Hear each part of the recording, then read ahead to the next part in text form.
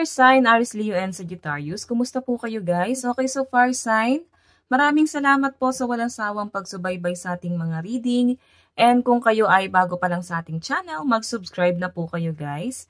And i-click mo na rin yung ating notification bell para lagi po kayo guys updated sa ating mga bagong upload.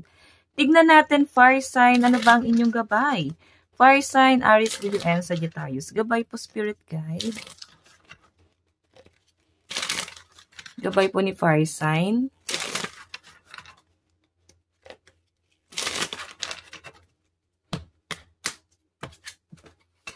Fire sign, Aries, Leo, and Sagittarius.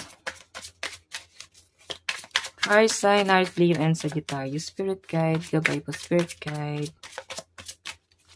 So guys, meron tayong new love, creativity, emotional awakening, and fulfillment. Ace of Cups. May nakikita ko dito guys, emosyon. Maaring nabubuo sa'yo, lumalala, or tumitindi. Okay? Pwedeng ano yan guys, kung ano man yan, pwedeng sobrang pagmamahal. Or maaring may isang tao rito na maaring yung pagmamahal sa inyo guys, napupunta siya sa galit.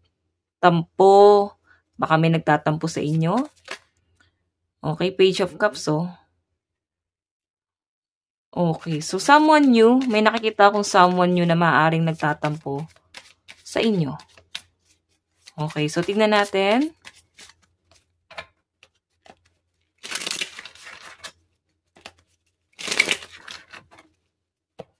Fire sign, Aries, Leo, and Sagittarius. Gabay po spirit guide.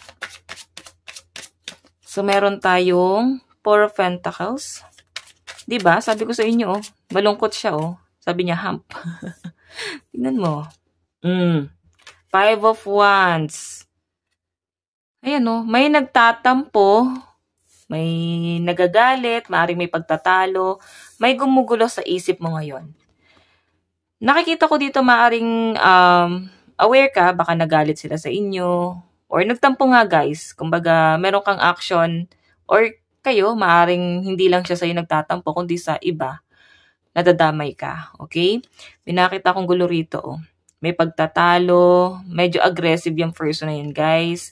Hindi niya pakikinggan yung mga paliwanag mo. So, parang ang dami laging nagagalit sa mga fire signs. So, I think, kaya sila ganyan, guys. Ayan, oh. Meron ako nakita, guys, na para bang may pinangako daw or may nangyari na maaring hindi natuloy. Gusto na lang daw niyan tumay sarili niyang mga paa. Okay? O pwedeng energy mo to. Pwedeng baligtarin mo yung energy. Okay? May nakikita ko nag-aantay sa'yo sa malayo. Okay? Sabihin na natin galit siya, nagtatampo siya, pero nalulungkot din siya, guys. Kasi yung tampo niya na yun, guys, maaring sobrang pagmamahal. Sobrang pagtitiwala. Maaring nagkaroon siya ng disappointment sa'yo at sa mga taong nasa paligid mo. Yung iba sa inyo guys, napagod ka. Para bang paulit-ulit na lang. Ayaw mo nang masyadong palakihin yung gulo. So, maaaring i-release mo na lang. Okay? Kasi guys, parang ang nangyayari kasi, isip bata yung energy. Medyo greedy yung taong yan guys. Ayan o, greed. Nakalagay. Possessive, hoarding, and control. So, hindi niya kontrolado ang emosyon niya. Medyo isip bata, defensive, narcissistic. So, tama to guys, umiwas ka sa mga taong negative. And sa pinapakita ka sa akin ng card, negative yung energy ng taong yan. Pero ikaw kasi Ace of Cups, puro kabutihan ang ibinabato mo, no? Wala kang ibang intention dito. Meron tayo guys, 8 of Wands. May nakikita akong travel sa inyo guys. May nakikita akong maaaring nagkaroon ng conflict about travel. Pero nakakatuwa naman dito guys, ay maaaring nalusutan mo. Maaaring nagkaroon ng conflict sa mga documents, interview sa immigration, something like that. Okay, so tingnan natin. Ano tong Ace of Cups? Ano tong Ace of Cups?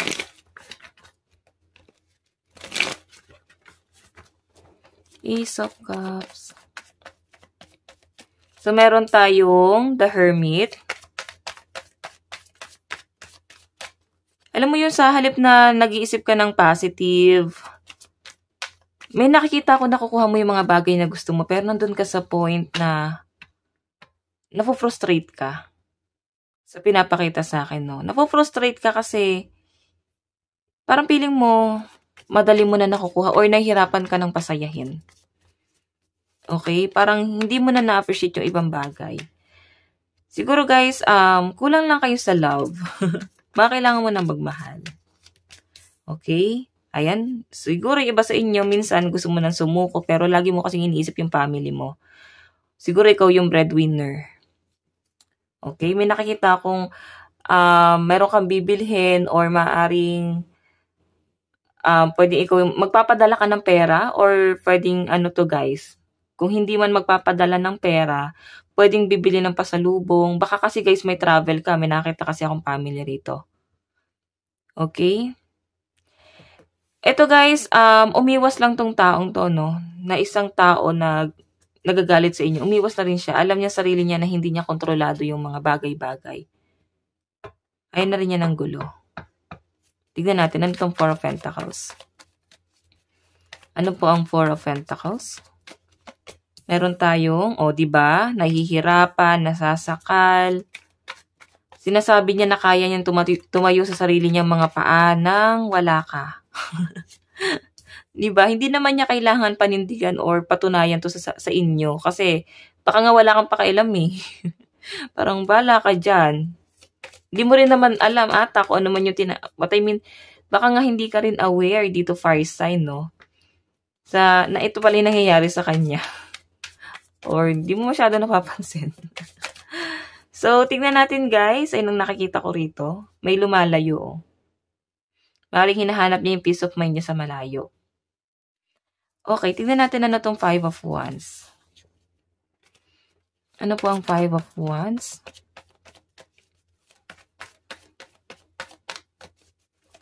Ano po ang Five of Wands? Five of Wands. Meron tayong Four of Cups.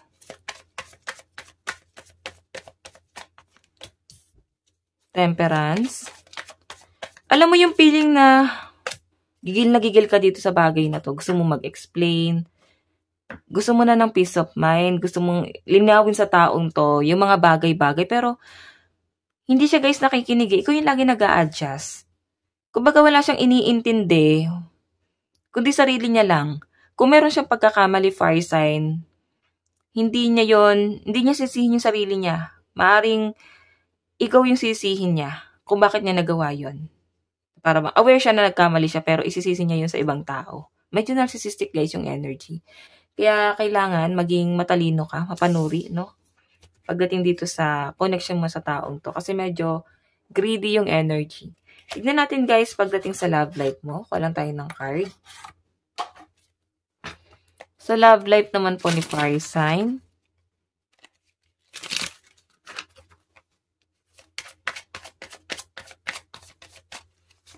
Meron tayong the hermit.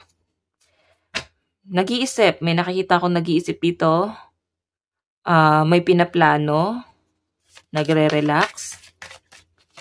Walang ginagawa. Ayan nagpaplano to, King of Swords. Parang wala kayong ginagawang action. Pero may pinaplano ka rito. May pag-iwas din ako nararamdaman dito. Fire sign. Okay? Ayan Parang meron ditong meron dito guys, pwedeng ikaw yung person mo, yung parang ready nang i-let go etong feelings niya sa taong to. Okay, so tingnan pa natin. Meron tayong the lovers, 'di ba? Ipapaubaya na lang ng mga fire sign yung nararamdaman nila sa ibang tao. Kumbaga siguro, etong relationship niyo na to, yung person na tinitignan mo, yung taong gustong-gusto mo, may iba na siyang tinitignan. The lovers Maring may something na sa kanila, guys. Okay, so ang pinapakita sa akin dito, guys, pinapaubaya mo na. Hindi ka naman ganong ka-selfish para pilitin siya na mahalin ka, ganyan. Pinapaubaya mo na yung feelings mo sa taong to. Parang bahala na siya. Willing ka nang i-let go. Kahit nasasaktan ka, sa pinapakita sa akin guys, kinikim-kim mo yun. Lungkot. Hindi kita nakikitang masama loob mo. More on nalulungkot ka. Pero nile-let go mo na. Tignan natin ang inyong love advice. Meron tayong free yourself, di ba? Palalayain mo na ang sarili mo, fire sign. Meron tayong wedding. Okay? Hindi ka rin gano'n nagmamadali pagdating sa relationship mo. Sinasabi nga rin dito, mahalin mo muna yung sarili mo, no? Okay, so tignan pa natin. Advice. Advice ni fire sign, Aries, Leo, and Sagittarius. Meron tayong warrior. Diba? Ganito ka nakatapang. Ang sinasabi ng mga gabay mo, diba matapang ka? Huwag kang sumuko. Nakaya mong daanan lahat ng mga problema. Nakaya mong solusyonan lahat ng problema. Tapos sa bagay lang na to, susuko ka. Okay? So, yun ang sinasabi ng mga gabay mo. Warrior. Aware sila na warrior ka. And ganun din yung mga tao sa paligid mo. Tingnan pa natin. Meron tayong uncover. So, sa pinapakita sa akin dito guys, yes, tama to, no? Huwag kang masyadong naiilang. Oo. Kasi baka naman, mabilis kang mag-decide base sa emosyon mo. Huwag muna guys, kasi medyo obvious. So, fire sign, ang lucky number mo is 43 and 39. Ito lang naman po ang inyong reading hanggang sa muli. God bless and love you all. Thank you.